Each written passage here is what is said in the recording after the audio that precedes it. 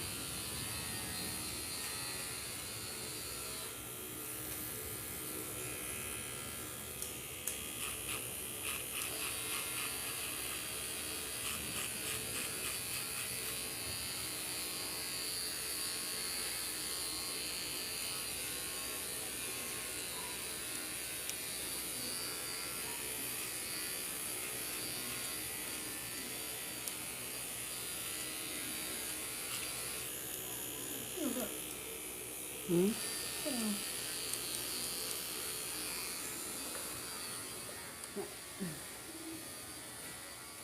Wala internet eh. Kasi ka lang dyan, bebe. Ayan, good girl talaga si Yuki.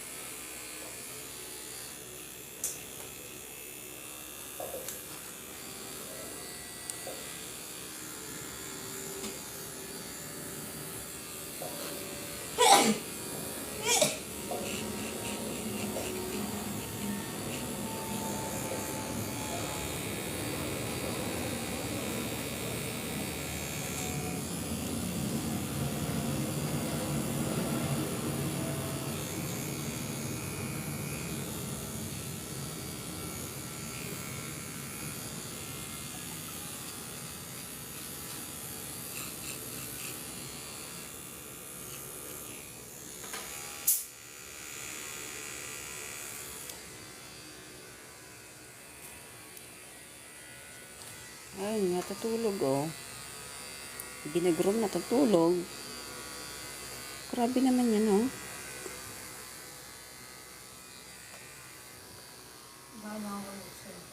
Ha?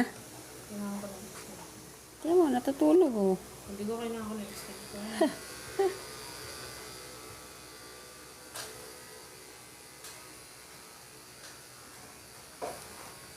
Ah. Ano padaan sa mukha ni Yuki? Ay, kawawa naman. Wait lang.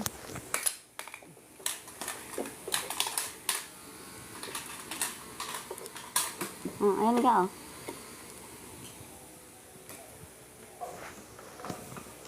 ka lang dyan, bebe. Stay lang. Bakit?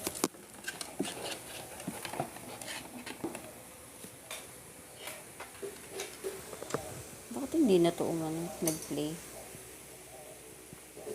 Okay.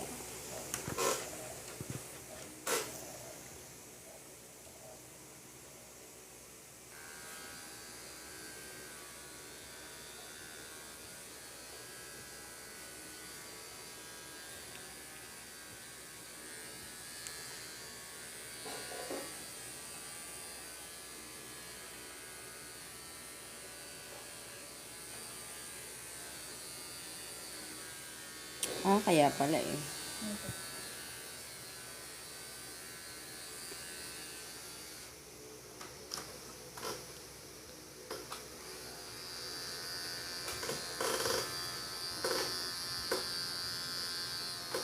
Ang ganda-ganda naman talaga ni Yuki.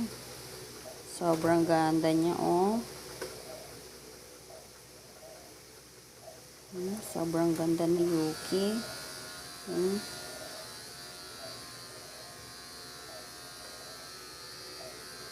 Ganda-ganda talaga, oh. Oh. Pakaganda.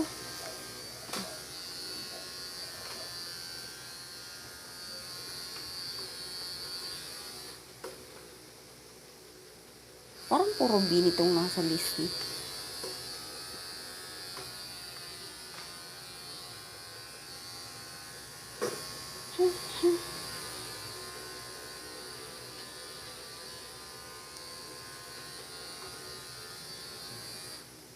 Okay, ano ka dito? Ano ka dito? Okay. No.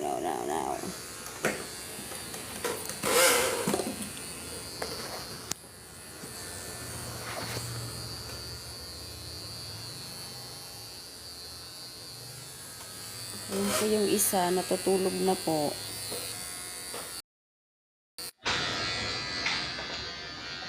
Natutulog na po habang ginugroom.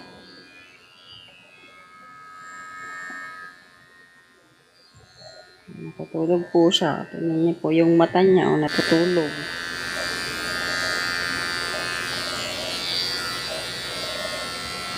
Oh, ang sarap ng buhay ng batang yan, oh. Oh, tulog, oh. Oh, kita niyo yung mata niya, oh, tulog. Grabe. Ano ba to si Mingming? Tinong pumunta sa likod ko.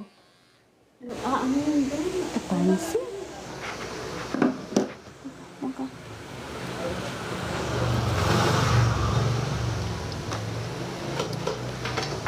Tapos na kami ni Oki mag-groom ng po niya. Patingin nga, bebe. Pero mo na yung po nila habang nakalaan yun.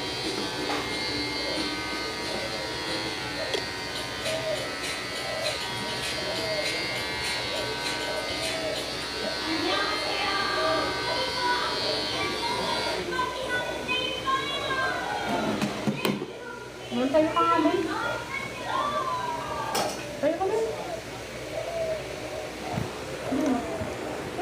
Patingin nga, Ki. Do-double check natin. Higa ka, higa. Tignan mo, oh, gising na siya. Gising na yung baby na yan, oh.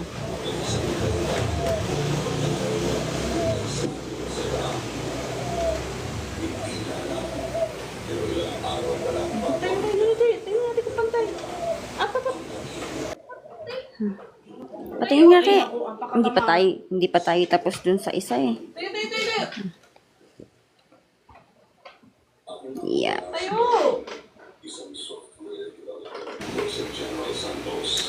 Stay ka lang, Ki. Hindi pa pala kami tapos ni Oki. Kasi hindi pa tatapos, oh.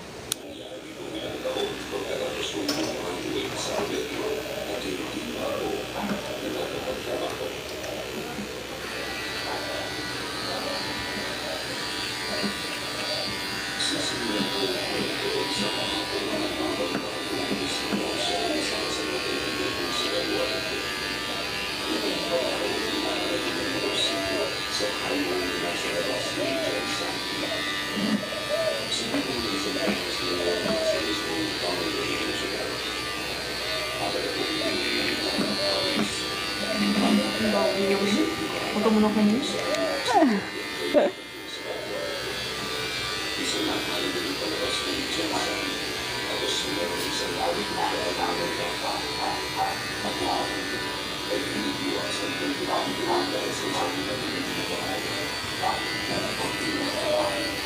Taki, kaliw mo ba to? Nakasama ko nga yung guys.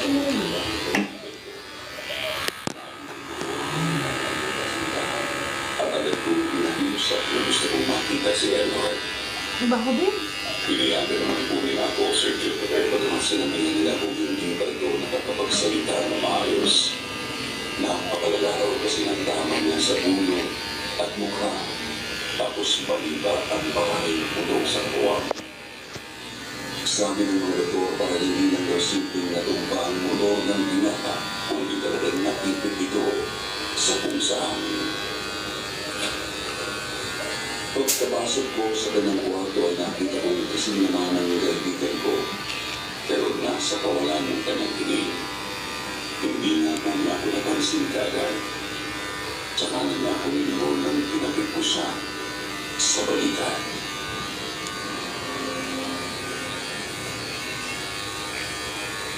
Daw ka mo.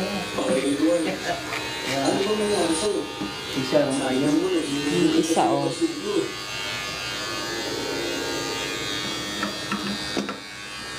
Nagulat ako nung biglang ang piling ni Edward ang sarili na kumapit sa braso mo, Sir Jupiter. Talaga ba lang? Ayun. Ha? Ito, at binangot mo tinapot ang mukha. Sabi mo sa akin, Ayun eh. pag naman tayo tagaan doon, nag-aabang siya sa akin. Ito tayo. Pagkainin tayo. Tingnan mo yung meeting daw. Agad din pong kumabog ang dibdib ko sa narinig. Oo, malabog ka ng pagkakasabi, pero alam ko ang ibig sabihin. At kilala ko kung sino ang tinutukoy niya. Baby, kasi po yung Hirap man kong maniwala sa kanya noon, pero nagtuloy pa rin yun ng tinapot sa akin. Si Bibo na yung piniplex ko kasi Takot sa bebenta na lang natin yung sa bebe. ibig sa aking kaulo. Hindi, may mga ay, babas. Ayun. Oo. Hindi mo maawat si Edward noon, kaya napilitan na ang mga doktor na tarakan siya ng pagpakalma. Ako naman ay ibalik sa buwas ng kanyang kwarto. Okay. Nag-abot ako ng konting tulong sa kanyang nanay, tapos nagpaalam na uuwi.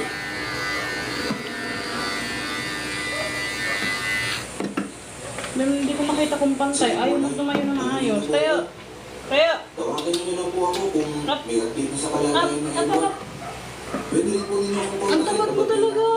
Hindi ko sa ospital. Kaya na kasi. Wala naman akong ginagawa sa bahay. Hindi ko tayo sa alam. Asahan niyo po. Kaalis tayo. Museon. Siguro, pigkabot anong kinuano. Subalit nandungo na lang ako ng malamang tumunin pumanaw ang kaibigan ko. Magalipas na ang ilang oras. Hindi mo pinigyan ang doktor kung ano ang nangyari. Kasi stable naman daw si Edward bago siya biglang nawalan ng hininga. Kaya naman tuluyang pumaon sa kalooban ko ang pinapot at pinagapala ko ito sa loob ng ilang araw. Ang hindi ko alam. Ang hindi ko alam. Ito sa loob ng ilang araw. Ang hindi ko alam. Mararanasan ko rin pala Hey. malamang dinanas ng Edward. Pati ba itong tiyan ni Yuki ga?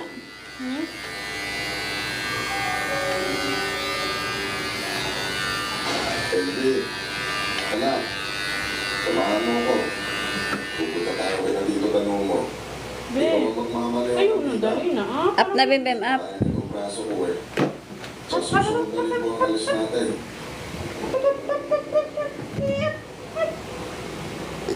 Ilang buwan matapos ang libig ni Edward, sinabi na may Papa Freddy Up lang, ha? Stay.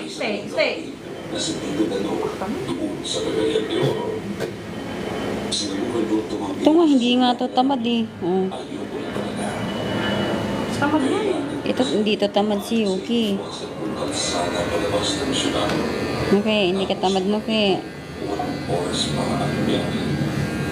Kaya ko na lang agad bumalik kumamala. Hindi ko na lang din. Pag tayo naman yung harap. Hindi ko na lang. At namamatay pa lang ng college friend kong si Edward sa parehong lugar. Pakiramdam ko kapag tumaan ako. Up ka na kaya. Halika na, Kiki. Okay. Halika na, Kiki. Pakita ka sa camera, dali. Kaya wala akong maiba Hi. kung bakit hindi ako Hi, guys. mas mabigat ay Hi, guys. unang mahilig akong magmaneho sa mga road trip at sumuko sa mga long drive. Hi, guys. Dalawa hindi siya makakapagmaneho kasi Hi, guys. na-aksidente sa pinagtatrabaho ng construction site at pinailan ng pag-isimento ng mga motor. Hindi Tumingin ka pwede muna sa akin, ipagpalit ang matanda ka. biyahe hanggang sa gumaling na ang braso niya. Magkakaroon kasi sila ng pagpipitong doon ng kanyang mga kapatid para pirmahan ng mga papeles ng ilegal ng lupa. Tapos lalagyan na rin namin ang ilang sako ng abono para kay Pinulador. Kaya hindi pwede magkumita lang. Ano kasi ibig mo? Ano yun? Ano na mga ganyan? Sa madaling salita, Kaya nga. wala talaga akong lusot. Si Okay. Ilang araw pa bago ang biyahe ng sabihan kong papa. Pero noon pa lang ay hindi na talaga ako Okay. makakalakay. Naglalasing sa loob ng sarili kong kwarto, maiwaksik ko lang sa isip ang isang pangit na alaala. Subalit hindi gumagana ang alkohol sa sistema ko. Kapag naisip ko ang lahat, ramdam ko pa rin ang lamig dulot ng malakas na ulan. Nagninilo sa narinig tumalangkakan ng mga kabataan sa paligid. Napapasok sa dibdib na binabalot ng pagsisisi.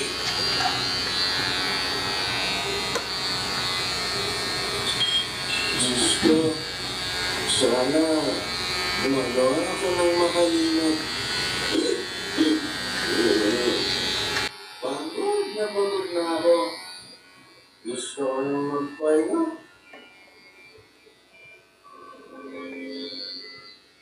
Nang maubusan sa ibesa ay Ang kalbo ko ha. Ang galaw mo lang, kalbo ka. ang akala ko kasi ay magagawa ko ng makalimot kapag nakatulog.